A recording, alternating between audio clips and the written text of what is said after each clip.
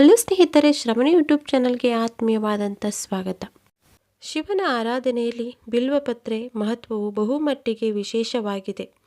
ಹಿಂದೂ ಧರ್ಮದಲ್ಲಿ ಬಿಲ್ವಪತ್ರ ಶಿವಪೂಜೆಗೆ ಅತ್ಯಂತ ಪವಿತ್ರವಾದ ಮತ್ತು ಮಹತ್ವಪೂರ್ಣವಾದ ದ್ರವ್ಯವಾಗಿದೆ.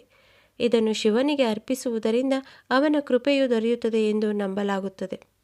ಈ ಮರದ ಮುಳ್ಳು ಶಕ್ತಿ ಅಂದರೆ ಮಾತೆಯನ್ನು, ಕೊಂಬೆಗಳು ವೇದಗಳನ್ನು, ಬೇರುಗಳು ರುದ್ರನನ್ನು ಅಂದರೆ ಶಿವನನ್ನು ಸೂಚಿಸುವುದು.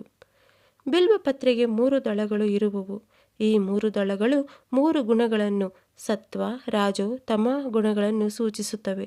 ಭಕ್ತರು ಈ 3 ದಳಗಳನ್ನು ಸ್ವಾಮಿಯ ತ್ರಿನೇತ್ರಗಳಾಗಿ ಭಾವಿಸುತ್ತಾರೆ ಮತ್ತು ಶಿವನ ತ್ರಿಶೂಲವನ್ನು ಪ್ರತಿನಿಧಿಸುತ್ತವೆ. ಅದು ಶಿವನ ಸೃಷ್ಟಿ, ಸ್ಥಿತಿಯು ಮತ್ತು ಲಯವನ್ನು ಸಂಕೇತಿಸುತ್ತದೆ. ಈ ಬಿಲ್ವವೃಕ್ಷ ಸ್ಪರ್ಶ ಮತ್ತು ಅದರ ಎಲೆಗಳಿಂದ ಶಿವಾರಾಧನೆಯನ್ನು ಮಾಡಿದರೆ ಜೀವನ ಪರ್ಯಂತ ಮಾಡಿರುವ ಪಾಪಗಳು ನಾಶವಾಗುವುದು.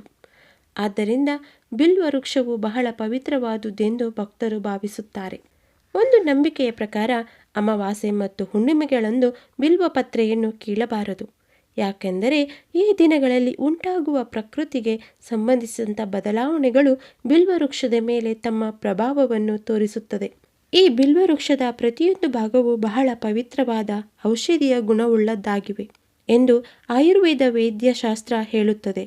ಸೈನ್ಸ್ ಟುಡೇ ಪತ್ರಿಕೆ ನೀಡಿದ ಸಮಾಚಾರದ ಪ್ರಕಾರ ವ್ಯವಸಾಯಕ್ಕೆ ಸಂಬಂಧಿಸಿದ ಅನೇಕ ವಿಶ್ವವಿದ್ಯಾಲಯಗಳು ಬಿಲ್ವವೃಕ್ಷದ ವೈದ್ಯಕೀಯ ಗುಣಗಳನ್ನು ಗುರುತಿಸಿ ಬೆಳೆಸುತ್ತಿದ್ದಾರೆ. ವಾತರೋಗ ಹಾಗೂ ಕೀಲುವಾತ, ವಾಂತಿ, ಭೇದಿ, ಕ್ಷಯ ಮುಂತಾದ ರೋಗಗಳನ್ನು ಬಿಲ್ವವೃಕ್ಷದ ಔಷಧಿಯಲ್ಲಿ ವಾಸಿ ಮಾಡಬಹುದು ಮತ್ತು ಮಧುಮೇಹ ವ್ಯಾಧಿ ಚಿಕಿತ್ಸೆಯಲ್ಲಿ ಬಿಲ್ವ ಉತ್ತಮ ಪಾತ್ರವನ್ನು ಹೊಂದಿರುತ್ತದೆ. ಈ ಬಿಲ್ವಪತ್ರ ರಸದಲ್ಲಿ ಎಣ್ಣೆಯನ್ನು ಕಾಯಿಸಿ ಉಪಯೋಗಿಸಿದರೆ ನೋವು, ಕಿವಿಯಲ್ಲಿನ ಕೀವು ಮುಂತಾದ ಸಮಸ್ಯೆಗಳು ನಿವಾರಣೆಯಾಗುವುವು ಎಂದು ಆಯುರ್ವೇದ ವೈದ್ಯರು ಸೂಚಿಸಿದ್ದಾರೆ.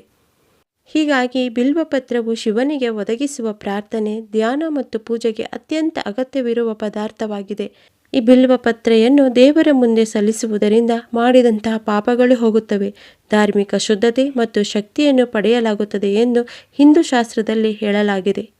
ಈ ಒಂದು ಮಾಹಿತಿ ನಿಮಗೆ ಇಷ್ಟವಾದಲ್ಲಿ ನಮ್ಮ ಚಾನಲನ್ನು ಲೈಕ್ ಮಾಡಿ, ಶೇರ್ ಮಾಡಿ, ಕಮೆಂಟ್ ಮಾಡಿ. ಯಾರಾದರೂ ಹೊಸದಾಗಿ ನಮ್ಮ ಚಾನಲನ್ನು ನೋಡ್ತಾ ಇದ್ದರೆ ಪ್ಲೀಸ್ ಸಬ್ಸ್ಕ್ರೈಬ್ ಮಾಡಿಕೊಂಡು ಪಕ್ಕದಲ್ಲಿರುವ ಬೆಲ್ಲೈಕನನ್ನು ಕ್ಲಿಕ್ ಮಾಡಿ ಆಲ್ ಅನ್ನೋ ನೋಟಿಫಿಕೇಷನನ್ನು ಸೆಲೆಕ್ಟ್ ಮಾಡ್ಕೊಳ್ಳಿ. ಮತ್ತೊಂದು ಉಪಯುಕ್ತವಾದಂಥ ಮಾಹಿತಿಯೊಂದಿಗೆ ಭೇಟಿಯಾಗೋಣ. ಅಲ್ಲಿವರೆಗೂ ಧನ್ಯವಾದಗಳು. Thank you for watching this video.